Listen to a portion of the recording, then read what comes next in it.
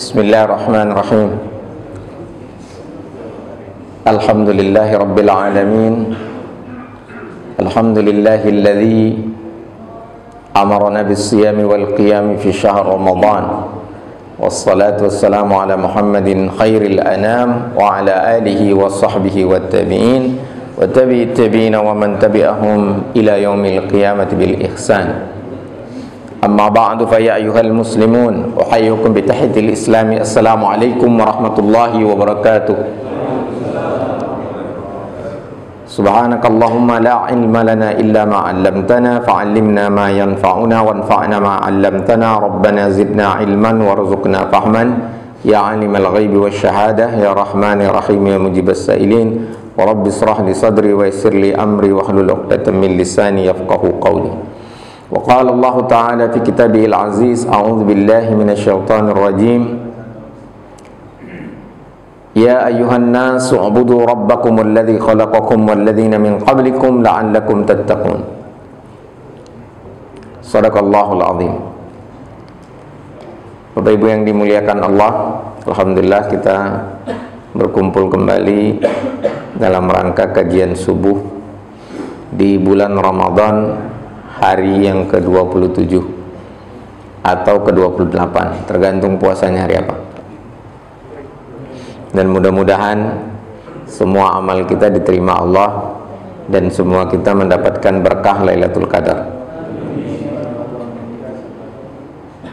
Dalam Al-Quran Allah memerintahkan pada semua manusia, ya ayyuhan nas, didahului dengan seruan wahai seluruh manusia. U'budu, sembahlah, Rabbakum, Tuhanmu, alladzi, yang khalaqakum, telah menciptakan kalian, walladzina min qablikum, dan orang-orang sebelum kalian, la'allakum tattaqun. Kalau di dalam surat Al-Baqarah yang terkait dengan puasa Ramadan, itu yang diperintahkan itu ya ayyuhalladzina amanu, wahai orang-orang yang beriman. Tapi dalam surat Al-Baqarah juga di bagian awal ini pertama sekali perintah untuk beribadah itu kepada seluruh manusia. Ya ayyuhan nasu ubudu rabbakumul ladzi khalaqakum wal ladzina min qablikum la'allakum tattaqun. Ini terdapat di dalam surat Al-Baqarah ayat ke-21. Pertama, manusia, kemudian perintah menyembah dikaitkan dengan Tuhan dan penciptaan, kemudian takwa. Biasanya kalau takwa itu yang dipanggil orang beriman, tapi ayat ini yang dipanggil manusia, ya ayyuhan nas. Dan manusianya itu semua manusia. Alif lam di sini, alif lamnya itu an-nas itu untuk keseluruhan artinya. Kalau bahasa Inggrisnya itu all, itu kurang lebih. Kenapa semua manusia harus menyembah Allah? Ya karena semua manusia ciptaan Allah. Nggak ada manusia yang bukan ciptaan Allah. Jadi penyembahan itu terkait sama penciptaan.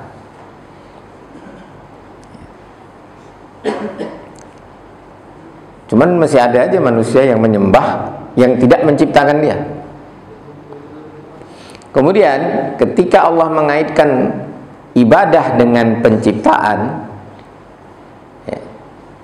itu artinya setting manusia itu settingnya hamba. Sehingga manusia itu sebagaimana sering kami sampaikan, kalau dia tidak menyembah penciptanya, dia pasti menyembah selain penciptanya. Manusia itu settingnya setting hamba, pasti kerjanya nyembah. Sebagaimana sering kami sampaikan, kalau dia tidak menyembah penciptanya, maka dia akan menyembah barang, benda, pohon, batu, gunung, dan lain sebagainya. Bahkan hewan. Ada yang nyembah sapi, ada yang nyembah tikus. Sapi Tuhan besarnya, tikus Tuhan kecilnya katanya. Itu di India, Pak. Di India itu orang boleh nyembah apa saja itu, walaupun mereka mengakui ada Almighty. Almighty itu yang maha kuasa, dan itu 3 dewa, Brahmana, Wisnu, dan Siwa. Masih ingat saya pernah sampaikan juga, itu 3 figur ya, dalam konsep agama Hindu. Kalau dalam konsep agama Islam itu 3 sifat saja. Brahmana itu Rob, Allah juga itu sifatnya Rob. Kalau mereka figur dia. Kemudian Wisnu itu Rahman, Rahim, pemberi rahmat, dewa penyayang katanya. Kemudian yang menghukum itu Siwa, maka kadang disebut sebagai Mahadev. Nah, kalau dalam surah Al-Fatihah itu Malik Yaumiddin. Jadi Rabbul Alamin, Ar-Rahman, Ar-Rahim, Malik Yaumiddin. Dalam Islam itu tauhid 3 sifat, 1 figur, 1 zat. Kalau dalam Hindu itu 3 zat, 3 sifat. Dan kadang-kadang 3 figur ini berantem gitu. Lucu juga. Tapi prinsipnya memang yang disembah itu adalah pencipta, walaupun ada orang yang menyembah bukan penciptanya.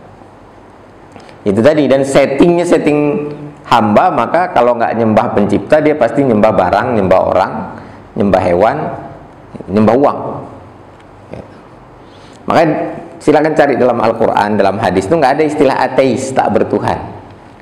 Karena manusia pasti bertuhan. Kalau dia tidak mempertuhankan siapapun, orang ateis kan sering bilang, saya nggak mempertuhankan siapapun, saya nggak percaya Tuhan.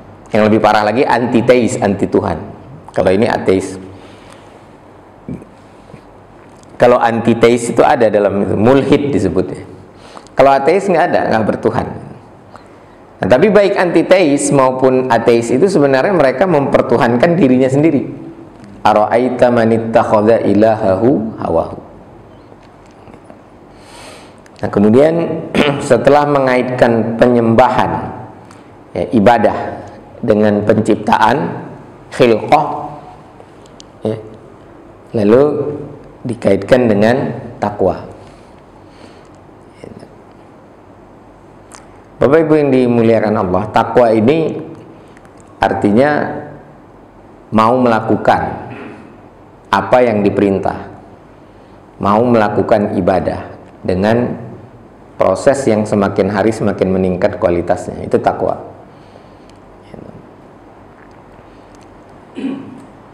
Kadang disebut juga takwa itu kehati-hatian, dan yang paling umum itu adalah menjalankan yang diperintah, meninggalkan yang dilarang. Jadi ketika Allah katakan la'allakum tattaqun, mudah-mudahan kamu mau menjalankan yang diperintah Allah, yaitu menyembah Dia semata. Nah, Bapak Ibu yang dimuliakan Allah, sebelumnya saya mohon maaf nih, saya harus mengkoreksi ya.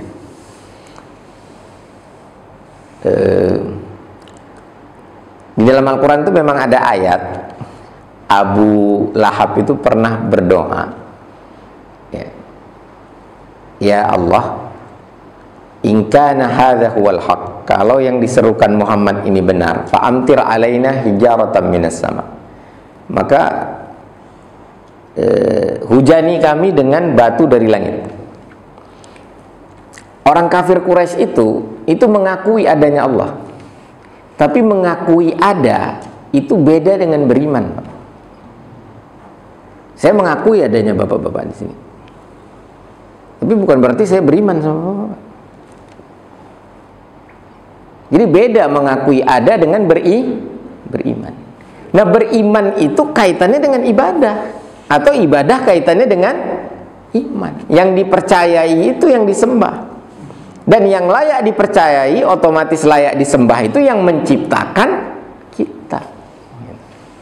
Jadi mengakui ada itu beda dengan beriman. Saya mengakui adanya jin, bukan berarti saya beriman sama jin.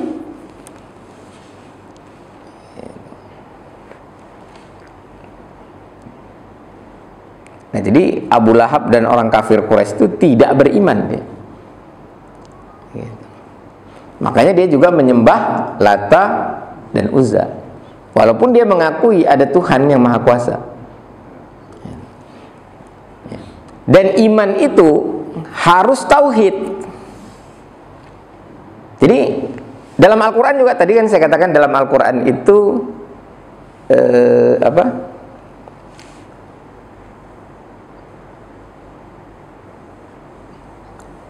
dalam Al-Quran itu tidak ada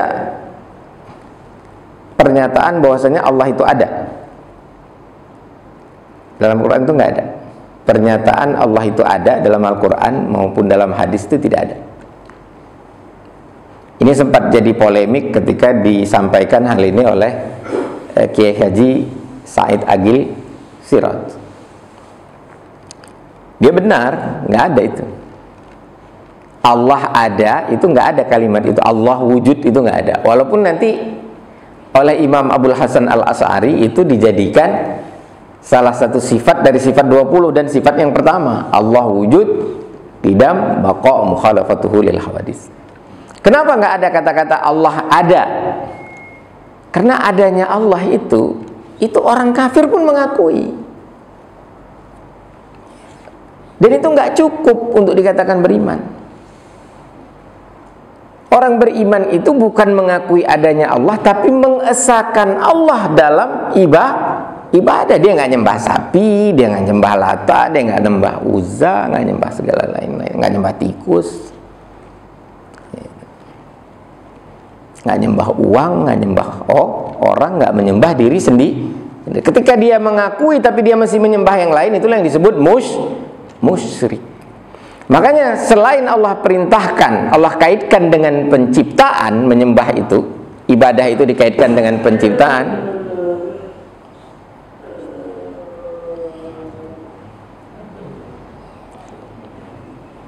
Ini dulu Pak, duduk bawah aja Pak, duduk.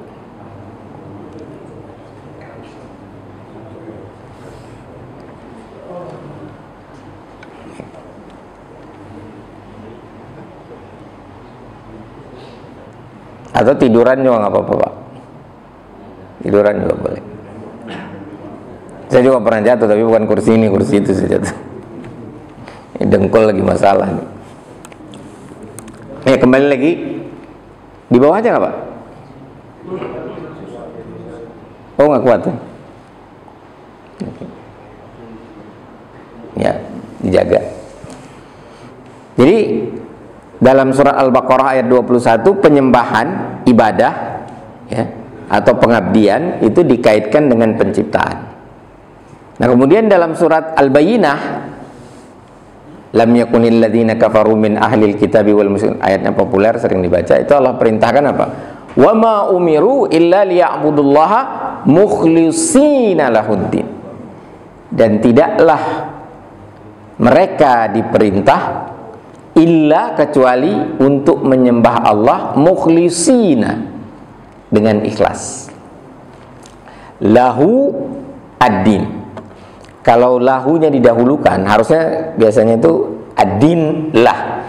Tapi kalau lahunya didahulukan, objeknya didahulukan, itu artinya semata dalam bahasa Arab. Iyyaka, bukan na'buduka atau na'budu iyyaka. Kalau na'budu iyyaka itu artinya kami menyembahmu. Tapi kalau iyyaka na'budu, hanya kepadamu kami menyembah. Kalau objeknya didahulukan, berarti objek itu satu-satunya. Itu dalam tata bahasa Arab.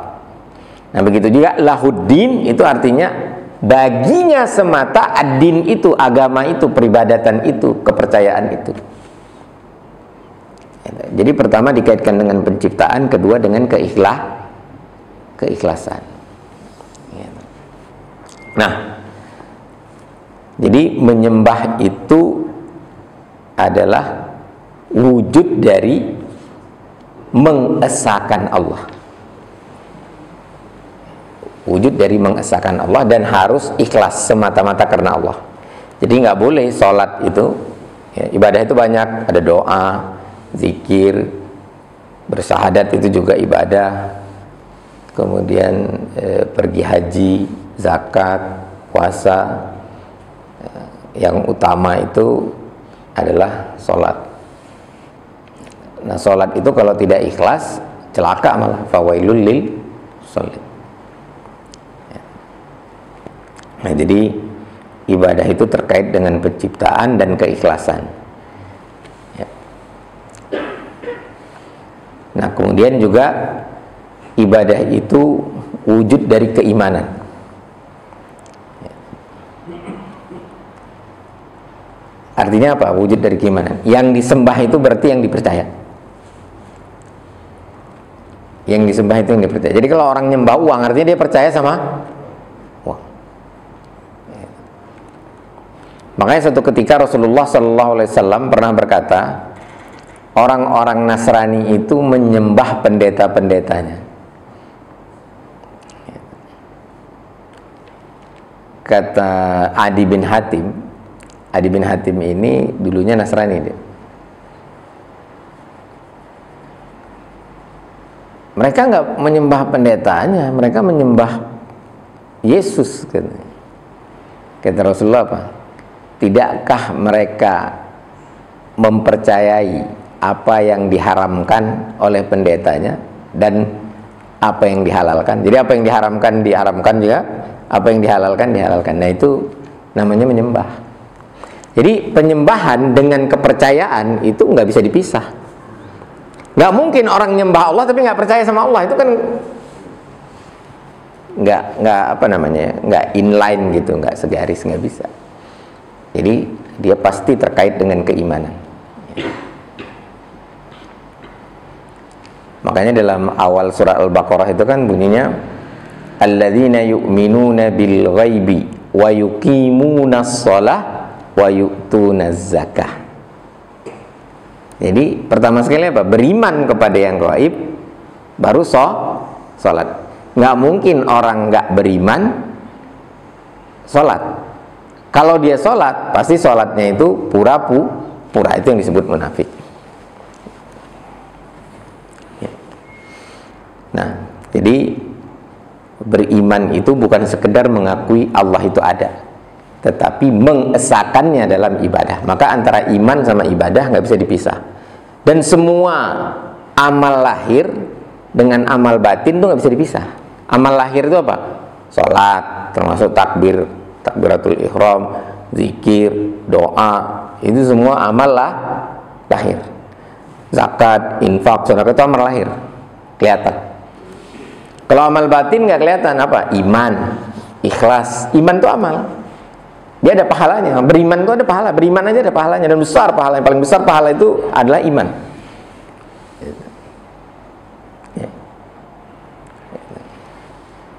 Dan orang yang paling berat imannya itu, bobot imannya itu adalah Abu Bakar As-Siddiq. Di dalam sebuah riwayat dikatakan, kalau iman Abu Bakar ditaruh di satu sisi timbangan, kemudian iman manusia lainnya ditaruh di sisi yang satu lagi, itu masih lebih berat imannya Abu Bakar. Makanya dia bergelar As-Siddiq. Nah, jadi amal lahir sama amal batin itu tidak terpisah, walaupun berbeda, tapi tidak terpisah. Istilah bahasa Arabnya itu mukhtalif walakin ghairu mafruq. Different but not dichotomous. Nggak ada orang sholat tapi nggak ikhlas, itu nggak bisa. Nah, begitu juga nggak ada orang beriman tapi nggak beribadah, itu nggak ada. Jadi dia harus selaras semuanya. Nah, kemudian wujud berikutnya atau konsekuensi berikutnya dari menyembah Allah, karena dia terkait dengan penciptaan dan keimanan serta keikhlasan dan ketakwaan, itu adalah berorientasi akhirat. Tidak ada orang sholat tapi orientasinya dunia, itu nggak ada. Harus berorientasi akhirat. Perhatikan dalam surat Al-Baqarah juga, alladzina yu'minuna bil ghaib wa yuqimunas salata wa yuqimunas salata wa mimma razaqnahum yunfiqun walladzina yu'minun walladzina walladzina yu'minuna bima unzila ilaika wa ma unzila min qablik wa bil akhirati hum yuqinun. Terhadap akhirat mereka ya yakin. Jadi nggak mungkin gitu, orang menyembah Allah tapi berorientasi dunia. Bukan nggak mungkin ya, nggak tepat istilah nggak mungkin. Kan ada orang sholat tapi dia tetap cinta dunia. Dia puasa tapi dia cinta dunia. Dia berzakat tapi dia cinta dunia. Bukan tidak mungkin, mungkin, tapi itu ibadahnya menjadi semu, tidak sejati. Pasti orang beribadah itu harus cinta akhirat, harus berorientasi akhirat. Kalau enggak ada gunanya. Ngapain sholat kalau tidak ada orientasi akhirat?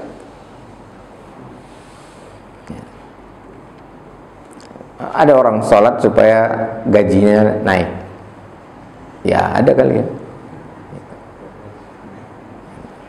Kalau dalam sholat berdoa supaya dapat rezeki, ya boleh saja. Tapi sholat bukan dalam rangka atau motivasinya supaya gajinya naik. Beda. Boleh nggak punya harta 1 triliun? Boleh. Tapi tidak boleh jadi orientasi. Begitu dia menjadi orientasi, maka dia pindah dari hamba Allah menjadi hamba uang. Langsung itu pindah. Maka dunia nggak boleh jadi orientasi. Nah, di dalam sebuah hadis Rasulullah Shallallahu Alaihi Wasallam bersabda, "Lau kana tazinu indallahi, lau kanatid dunya tazinu indallahi janahal ba'udah lahurrimat alal kafirin." Seandainya dunia itu punya nilai sehelai, bukan sehelai apa ya? Sayap itu seapa namanya? Kalau sayap, ya, ya. Kalau ada nilainya, janahal ba'udah, senilai sayap nyamuk. Tipis banget kan sayap nyamuk itu. Maka pasti dunia itu diharamkan untuk orang kafir, kata Allah. Kata Rasulullah Sallallahu Alaihi Wasallam, "Lau kanatid dunya tazinu indallah," punya nilai di sisi Allah, ya, dianggap zen, dianggap bagus, tazinu indallah.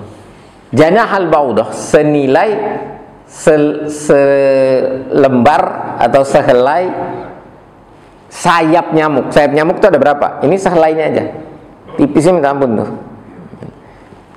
Ya. Itu diharamkan dunia itu untuk orang kafir. Paham ya maksudnya? Paham bapak-bapak, ibu-ibu? Kenapa kalau ada nilainya diharamkan untuk orang kafir? Orang kafir itu nggak boleh dapat sesuatu yang bernilai. Makanya orang kafir nggak dikasih masuk ke dalam surga. Jadi orang yang menyembah Allah, hamba Allah itu memandang dunia itu hina sehina-hinanya, gitu. Lebih rendah dari sayapnya nyamuk. Nah, ini yang kita bicarakan ini paradigma iman, gitu. Mindset iman, gitu. Ya seperti itu mindset iman dalam memandang dunia. Tapi bukan maksudnya nggak boleh kaya, nggak boleh punya uang, boleh. Silakan punya uang 1 triliun. Bahkan boleh bisnis dengan target keuntungan miliaran, triliunan, ya boleh-boleh aja. Asal tidak dijadikan orientasi, tidak disembah. Apa buktinya tidak disembah? Anytime dia bisa keluarkan sebagai infak di jalan Allah. Makanya dianjurkan berdoa, Allahumma ja'alid dunya fi aidina wa la taj'alha fi qulubina. Ya Allah, jadikan dunia di tangan, jangan di hati. Sering kami sebutkan, kalau di hati itu ya, uang 1.000 aja mau keluar dari dompet itu susah. Uang itu yang ngatur kita. Tapi kalau uang di tangan 1 triliun kita yang ngatur.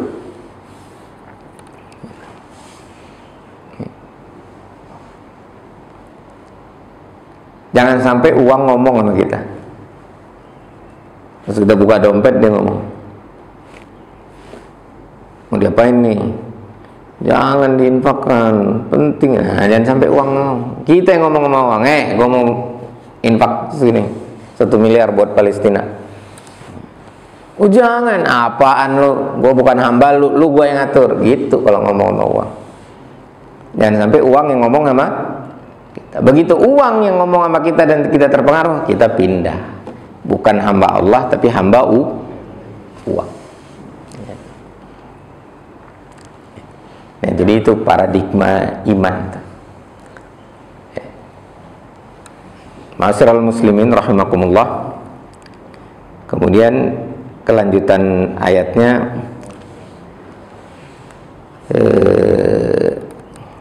Allah perintahkan dikaitkan dengan penciptaan, tapi Allah tambah lagi, yaitu alladzi ja'ala lakumul arda firasyan was samaa'a binaan wa anzala minas samaa'i ma'an fa akhraja bihi minas samarati rizqan lakum.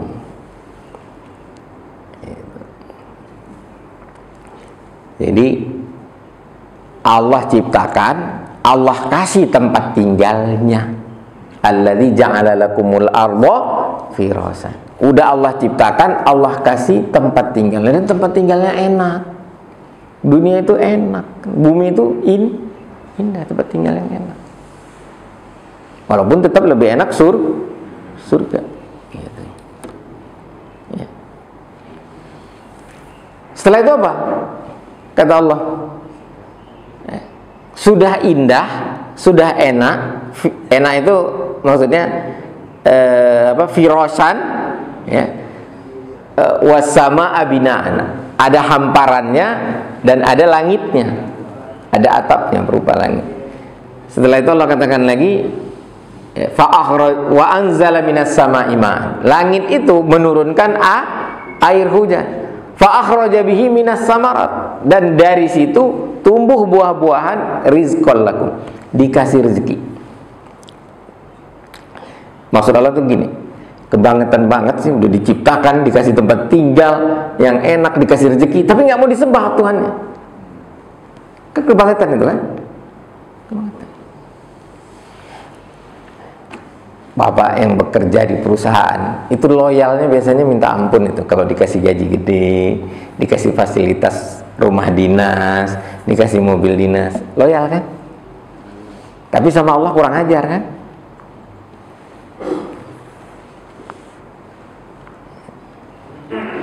Masih ada juga yang bilang Allah nggak adil.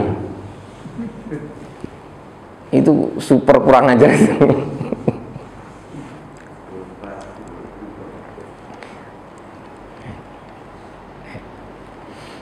Nah, sebenarnya apa sih nilai manusia itu? Kan di sini ya ayuhan nas, wahai manusia. Dipanggilnya manusia. Itu penghormatan dipanggil manusia. Lebih terhormat lagi ya ayyuhalladzina amanu. Kalau itu lembut sekali itu, wahai orang beriman. Jadi kita ini kadang-kadang dipanggil manusia, kadang dipanggil orang beriman. Kadang juga ya ibadi. Allah nggak pernah manggil ya abdu, wahai hamba. Enggak, ya ibadi, selalu lembut. Sebenarnya nilai kita apa? Nilai kita itu apa? Nilai kita ketika diciptakan Allah, nilai kita apa? Nggak ada. Di mata Allah itu kita nggak punya nilai.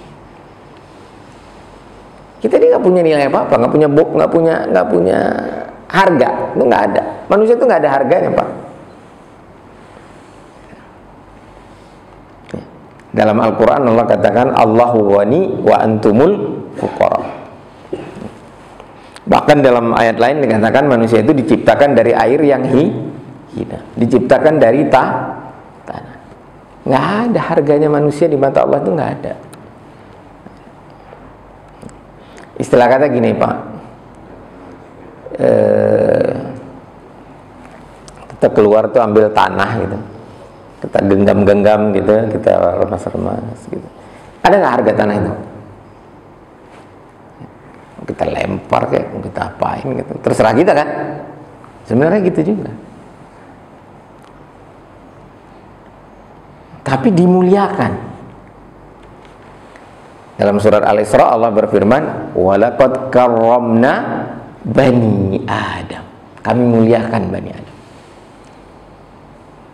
Bagaimana Allah memuliakannya? Dikasih rezeki. Bahkan waktu diciptakan aja, malaikat disuruh sujud. Karena ada ada jin di situ, raja jin itu ada di situ. Raja jinnya juga disuruh sujud sama Allah. Tapi dia nggak mau, satu-satunya yang nggak mau dia. Maka illa iblis, jadilah dia iblis. Nggak mau dia tunduk. Itu begitu dimuliakan, sudah diciptakan dimuliakan. Tapi masih juga kita nggak mau menyembah Allah semata, masih aja nyembah yang lain. Nah itulah iman yang minimal itu. Iman yang minimal itu seperti itu, menyembah Allah semata. Puncaknya itu adalah mengorbankan diri kita. Padahal diri kita itu milik Allah. Tapi nanti Allah katakan lagi dalam surat apa ya? Ayat 101 kalau nggak salah. Surat Al-Anfal kalau nggak salah. Innallaha ashtara minal mu'minina anfusahum wa amwalahum bi anna lahumul jannah. Allah beli dari orang beriman itu jiwanya dan hartanya dibayar pakai apa, Pak? Pakai surga. Ini jiwa kita punya siapa, Pak? Yang kasih kita jiwa ini, yang ciptakan kita siapa? Allah kan? Yang kasih kita harta siapa? Kalau mau diambil nggak dibeli, boleh nggak? Boleh. Tapi Allah bilang dibeli. Jadi manusia ini memang istimewa banget, Pak. Dia itu disetting untuk masuk surga. Diciptakan di surga, disetting untuk masuk surga. Ini makhluk yang paling istimewa memang manusia itu. Gak ada yang lebih. Itu yang membuat malaikat aja sampai bertanya, bahkan mempertanyakan. Kalau jin nggak usah tanya lagi, kalau iblis nggak, bukan mempertanyakan, udah bangkangnya. Jengkel aja nih lihat manusia kok diistimewakan banget gitu. Baru diciptakan dari tanah diistimewakan. Padahal dia dari api gitu. Maka dibikinlah film Avatar itu, Pak. Tanah, udara, api. Avatar itu artinya jelmaan. Bahasa Sanskerta. Awatara kalau bahasa Sanskerta. Krishna itu Awatara Wisnu. Jelmaan Wisnu. Krishna. Avatar. Bahasa Inggrisnya jadi avatar. Nah, jadi manusia itu begitu diistimewakan. Diciptakan dari tanah, diperintahkan malaikat sujud, dijadikan khalifah, kemudian ditempatkan di bumi yang luas, bahkan penuh dengan tumbuhan yang ada buahnya yang bisa dimakan gitu. Dikasih rezeki, dimasukkan surga. Kurang apa lagi itu, Pak? Ya, kurang. Nah, itulah sifat Rahman Allah. Jadi setelah Rob, langsung Allah sebut dia Rahman. Tapi ingat, sebelum dimasukkan surga, Allah jadi Malik dulu. Allah minta pertanggungjawaban. Itu nafas dipakai buat apa tuh? Duit dipakai buat apa? Badan dipakai buat apa? Mata dipakai buat apa? Kaki dipakai buat apa? Ya, dimintai pertanggungjawaban.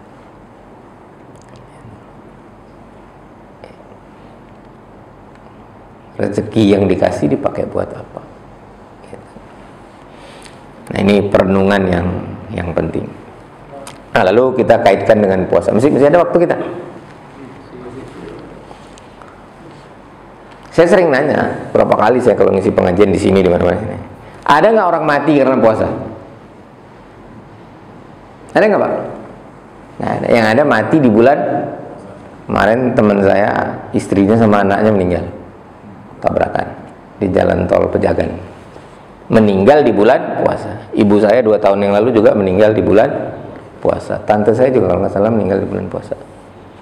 Tante saya, kemarin saya ke Medan karena tante saya meninggal juga di bulan puasa juga. Tapi bukan karena puasa. Kalau ada orang puasa kemudian meninggal, pasti itu karena ada penyakitnya, bukan karena puasanya. Jadi nggak ada orang meninggal karena puasa. Yang ada orang meninggal di bulan puasa. Berapa lama Bapak Ibu menahan makan dan minum? Kalau di Indonesia rata-rata 12 jam lah ya. Tadi dari jam 4.37 ya, sampai nanti pukul 17.55. 4 ya 13 jam, 14 jam. Kalau di Eropa kadang-kadang pendek banget, 4 jam bahkan lebih, kadang-kadang 18 jam. Saya pernah puasa di Jerman 18 jam.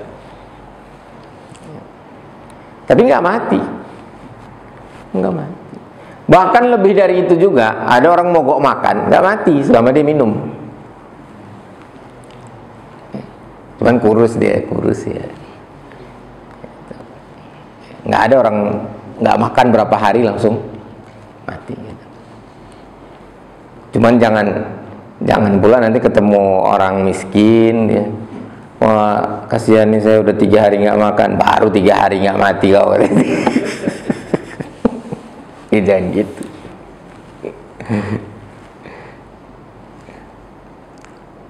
Artinya apa? Puasa itu cuma mau bilang nggak penting-penting amat makan itu, nggak penting-penting amat dunia itu. Enggak guys, bisa ditahan, maksudnya gitu, bisa ditahan itu. Dan dari 5 rukun Islam itu, syahadat, sholat, puasa, zakat, haji, yang paling unik itu puasa. Puasa itu diem aja udah beramal Pak. Kalau sholat kan harus takbir kan, Allahu Akbar, harus bergerak kan, syahadat gerakin mulut. Puasa, diem aja itu udah sah, diem aja seharian diem, bahkan tidur aja itu sah puasa. Yang penting niat kan. Jadi dia ibadah yang paling lama, tapi paling gampang, paling mudah, secara teknis paling mudah itu puasa. Cuma satu yang dituntut, niat aja. Setelah itu nggak pakai gerak dia, nggak ada kan gerakan puasa, nggak ada. Gerakan sholat ada. Kalau zakat lebih berat lagi kan, harus kadang-kadang ngomong sama dompet tadi kan. Kalau haji ya tenaga juga gitu kan. Ya, puasa cuma diam aja, nggak macam-macam puasa itu, diam aja. Tapi pesannya luar biasa, mengingatkan bahwa dunia itu nggak usah dijadikan orientasi. Itu aja sebenarnya puasa itu. Allah mau kasih pesan itu gitu, kepada hambanya yang dia sayangi, yang dia kasih kehidupan, dia ciptakan, dia kasih tempat tinggal, dia kasih rezeki, dia kasih peluang masuk surga. Nah itu pesannya cuma sesederhana itu, tapi sebenarnya dahsyat kalau direnungkan itu dahsyat. Ya. Tapi ini kan Bapak imannya naik nih karena dengar ceramah saya kan. Saya juga imannya naik. Ini nggak lama setelah ini kita ngelihat pesona dunia, tergerus itu iman Pak. Maka dalam Al-Quran dikatakan fala tuzakku ampusakum, jangan sok suci. Makanya ngaji itu nggak cukup sekali, baca Quran juga harus berkali-kali, ngaji juga berkali-kali. Begitu sekali, ya, lupanya berkali-kali, setan bekerja. Ini nanti lihat aja keluar dari sini. Saya kan paling sering bertanya, sampai bapak-bapak mungkin udah bosan. Yang paling sering saya tanya itu apa? Istri penting nggak? Istri saya bilang, kalau ngisi pengajian nanya istri penting nggak, istri penting nggak? Ada di situ. Itu berkali-kali ditanya, tetap aja yang jawab penting. Banyak yang penting. Padahal udah kita bilang nggak penting, cuman perlu. Karena innamal khata'i wan nisyan sifatani lil insan. Lupa. Dan saya pun kadang-kadang jadi nganggap penting gitu. Balas sih nggak penting-penting amat, cuman perlu doang gitu. Duit juga kan nggak penting, Pak, cuman perlu. Kalau mau penting kaitkan sama akhirat, zakat, infak, sedekah, itu yang difirmankan Allah dalam surat 28 ayat ke 77 surat Al-Qasas, kisah tentang Qarun. A'udzubillahi minasyaitonirrajim, wabtaghi fima atakallahu daral akhirah wa la tansa nasibaka minad dunya wa ahsin kama ahsanallahu ilaik wa la tabghi fil ardil fasad innallaha la yuhibbul kulla mukhtalin fakhur. Ya. Investasikan semua yang dikasih Allah itu untuk akhirat, karena pada dasarnya semua itu dikasih Allah. Hidup aja dikasih Allah, harta juga dikasih Allah. Enggak saya yang cari, carinya di mana? Di bumi. Bumi siapa yang buat? Alladzi ja'ala lakumul arda firasan. Emas itu kan Allah yang kasih. Gandum, beras itu Allah yang tumbuhkan. Jeruk, apel, rambutan, duren. Di sini sering makan duren, kan pohon duren juga. Itu semua dari Allah. Nah, jadi ya, wa ahsin kama ahsanallah. Ya, beribadahlah dengan baik sebagaimana Allah sudah baik buat kamu. Kurang baik gimana lagi? Ya. Wala tabghi fil ardil fasad. Jangan membuat kerusakan di muka bumi. Kapan terjadi kerusakan? Ketika amanah yang dikasih Allah berupa harta, jiwa, kehidupan itu dipakai untuk selain Allah, untuk dunia. Maka dunianya rusak, malah buminya rusak. Ya. Pohon ditebang berlebihan, banjir dan segala macam gitu. Dan Allah tidak menyukai orang yang mukhtal, itu sombong, fakhur, terlalu bangga sama dirinya. Ini kan karena saya, ini karena saya gitu. Kalau nggak karena saya, nggak ada orang yang beriman gitu. Nah, itu kan repot. Itu namanya fakhur yang begitu, berlebihan dalam membanggakan diri. Nah, itu nasihat kepada Qarun supaya menginvestasikan untuk dunia, untuk akhirat, jangan lupa keperluan dunia. Kebanyakan manusia ayatnya jadi berubah. Wabtaghi fima atakallahu daral dunya. Investasikan semua yang Allah kasih untuk dunia. Wala tansa nasibaka minal akhirat, jangan lupa. Jadi akhirat cuma jangan lupa. Bapak Ibu ini muliakan Allah. Akal, sebenarnya otak dulu ya. Otak berfungsi jadi akal. Akal bekerja menjadi pikiran, outputnya pemikiran. Itu aja harus berorientasi akhirat. Mikir aja harus mikir akhirat. Harus ingat mati.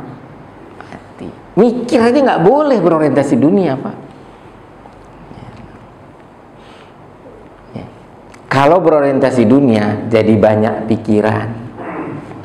Kalau berorientasi akhirat banyak mikir. Beda, Pak. Orang banyak mikir, banyak pertimbangan dengan orang banyak pikiran. Itu kan beda. Banyak pikiran jadi penyakit. Kalau banyak mikir produktif.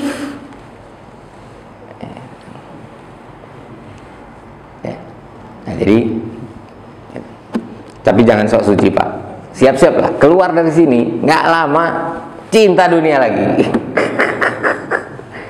Dan itu nggak masalah. Yang penting kita inab, ya kembali lagi, inabah, iyabah, gitu, kembali lagi. Kalau sampai salah, taubat. Gitu.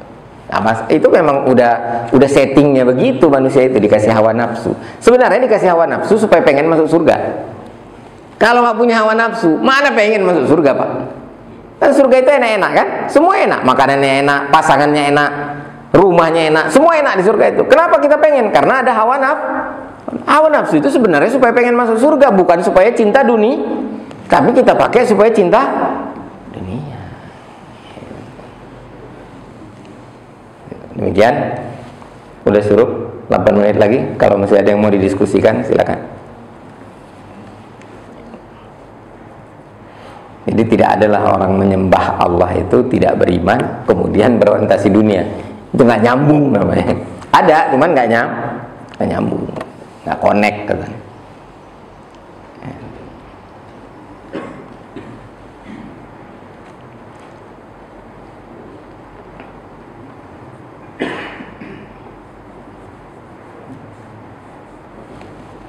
Dan Allah memang buat dunia itu indah, maka disebut mata'il hayatid dunia, keindahan kehidupan dunia, perhiasan kehidupan dunia. Jadi dunia itu memang hiasan ya, indah. Tapi Allah katakan wallahu indahu husnul ma'ab, ada yang lebih bagus di sisi Allah, yaitu surga. Surga itu nggak bisa dibandingin, Pak. Di surga ada anggur, di dunia ada anggur, tapi jangan bayangkan anggur di surga itu kayak di dunia, enggak, Pak. Beda. Bedanya gimana? Ya nggak bisa dibandingin, namanya juga nggak ada bandingannya. Mala ainun ra'at wala udhunun sami'at, masih ditanya juga. Udah dibilang nggak pernah dilihat mata, nggak pernah didengar telinga. Itu kira-kira anggurnya gimana? Ya nggak bisa dibuat komparasinya lah, nggak ada kok. Pokoknya enaknya enak banget gitu, udah nggak untandingable, bahasa Sundanya gitu dah. Enaknya tuh untandingable. Nah itu hawa nafsu itu diarahkan ke sana. Jadi sebenarnya gitu, kata Imam Ibnu Rajab, kata Imam Ibnu Qayyim juga kalau nggak salah, ya nafsu itu cuman membuat orang cenderung pada yang dia inginkan. Nah itu tergantung kita mau inginkan apa, ingin dunia apa ingin akhirat, kan gitu aja. Ada nggak harimau pengen masuk surga, Pak? Ada.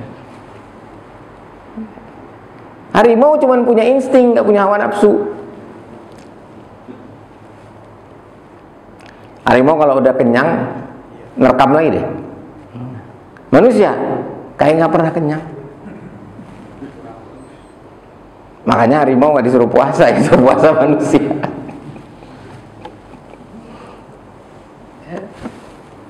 Masih ada waktu 6 menit. Ya, Bapak. Ya. Tadi saya tertarik masalah banyak berpikir atau apa dan banyak pikir. Pikiran. Tapi di dalam Al-Quran ini sebanyak kita disebut afala ta'qilun. Oke.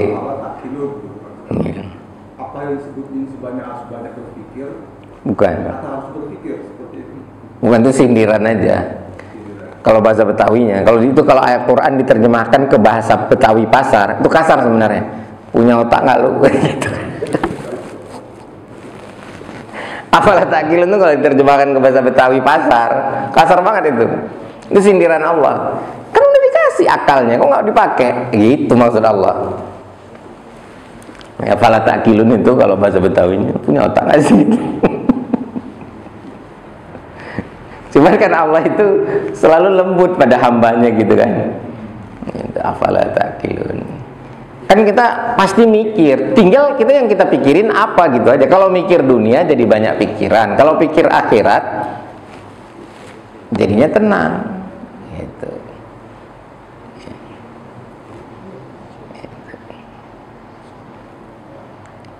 Begitu Pak, kalau soal mikir itu. Cuman nanti dia harus dinaikkan dari mikir biasa jadi merenung, dari ya'qilun menjadi tafakkarun. Kalau ke alam, ayat kauniyah, kalau ke Quran tadabbur. Nah, nanti nggak boleh berhenti di situ, harus naik lagi menjadi tazakkarun, mengambil pelajaran. Ambil pelajaran. Ada kasus ini ambil pelajaran, ada ini ambil pelajaran, semua diambil. Baca Quran setelah ditadabbur diambil pelajarannya. Puasa setelah diamalkan diambil pelajarannya. Tazakkarun itu kalau bahasa Inggrisnya itu reflection, ya, merefleksikan. Ya, silakan.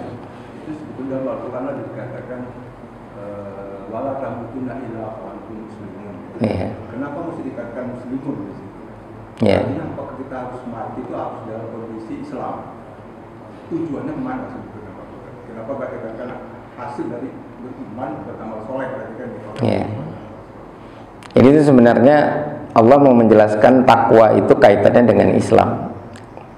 Takwa itu harus menyerahkan diri. Orang gak bisa bertakwa kalau nggak menyerahkan diri pada Allah. Istilahnya itu pasrah bongkoan aja. Kapan manusia itu pasrah bongkoan? Ketika dia beriman secara penuh. Kalau imannya tipis agak susah itu. Manusia itu kan kalau berhadapan sama Allah, kata Allah gini, ini contohnya Umar bin Khattab ya. Umar bin Khattab itu kan dia kalau nyium Hajar Aswad dia ngomong, Kalau bukan karena Rasul cium kau, batu hitam nggak aku cium kau, katanya. Itu namanya pasrah bongkoan. Dia nggak nanya kenapa harus nyium itu, kenapa nih jidat ketika sujud harus. Walaupun ada kajian yang dibuat orang, korteks kita menjadi dipenuhi darah dan bagus, mau dipenuhi nggak dipenuhi, pokoknya kalau Allah suruh begitu lakukan aja, karena Allah maha tahu. Begitu kita bantah, kita sok tahu. Nah, jadi wala tamutunna illa wa antum muslimun itu adalah satu kehati-hatian gitu. Bukan karena tujuan nanti harus masuk ke surga gitu. Memang itu, memang supaya masuk surga, Pak. Arahnya ke sana gitu. Dia nggak bisa dipisah, Pak. Iman, Islam, ihsan, takwa, ini mah nggak bisa dipisah. Dia satu garis semuanya. Cinta akhirat nggak bisa dipisah. Nggak bisa tuh iman, Islam, takwa, cinta dunia. Nggak nyambung. Langsung nggak nyambung. Berarti imannya bohong, Islamnya bohong, takwanya bohong atau palsu. Fake, bahasa Inggrisnya itu fake. Palsu. Begitu, Pak. Jadi wala tamutunna illa wa antum muslimun itu adalah sebuah warning supaya kita selalu ingat akhirat, supaya fikirnya fikir akhirat gitu. Amalnya, kerjanya kerja akhirat, makannya itu makan untuk akhirat, Pak. Bapak kerja atau bisnis? Kerja, itu kerja harus untuk akhirat, Pak. Jadi dapat duit pun untuk akhirat, sehingga ketika ngasih ke istri itu pahala, ngasih makan anak pahala. Kalau kerjanya itu orientasi dunia, ketika dapat uang kemudian dimasukkan ke kotak masjid, itu nggak dapat pahala. Karena ketika dapat uangnya sudah hubud dunia. Ketika nyumbang ke masjid itu dianggap nyumbang untuk menunjukkan gua dermawan. Sama dengan fawailul lil musallin. Karena dari mulai nyari rezekinya aja sudah berorientasi dunia, maka uangnya itu nilainya nilai dunia. Dia cuman perlu aja, cuman bisa dipakai buat makan minum biasa-biasa aja. Tapi ketika memang karena Allah, nah itu yang baru sah dipakai buat infak, sedekah. Gitu. Jadi sekali lagi ya, tidak ada larangan untuk kaya punya aset 1 triliun. Jangan 1 triliun, berapa triliun juga boleh. Asal jangan jadi orientasi. Kan ini ya, merana banget, Pak. Punya uang cuma 1 juta, tapi itu orientasinya menyembah uang 1 juta. Masih bagus orang yang nyembah uang 1 triliun kan? Walaupun sama-sama bego kan? Oh ya, tadi saya nanya ini, saya lupa. Saya nanya, apa nilai manusia? Nggak ada. Kapan manusia bernilai? Ketika dia menyembah Allah. Dan manusia yang tadinya 0, nggak ada nilainya, menjadi tambah hina ketika dia menyembah selain Allah. Kalau dia menyembah selain Allah, itu gobloknya kan minta ampun. Nyembah kayu, nyembah batu, goblok, nyembah tikus gitu kan. Nyembah uang aja goblok, walaupun 1 triliun. Begitu dia menyembah Allah, baru dia punya nilai. Jadi ketika kita hamba Allah, baru kita punya bobot. Ketika kita hamba uang, kita nggak punya bobot, nggak punya nilai, bahkan hina. Itu maksud saya nanya itu tadi, itu lupa saya. Makasih tadi. Demikian al-haqqu min rabbik fala takunanna minal mumtarin. Kebenaran dari Allah, jangan ragu-ragu atas kebenaran, dan apa-apa yang kami sampaikan tentu tidak terlepas dari kesalahan dan kekhilafan kami sebagai manusia. Untuk itu walafu minkum wastaghfirullah li wa lakum wallahu al muwaffiq ila aqwamit thariq. Wassalamualaikum warahmatullahi wabarakatuh.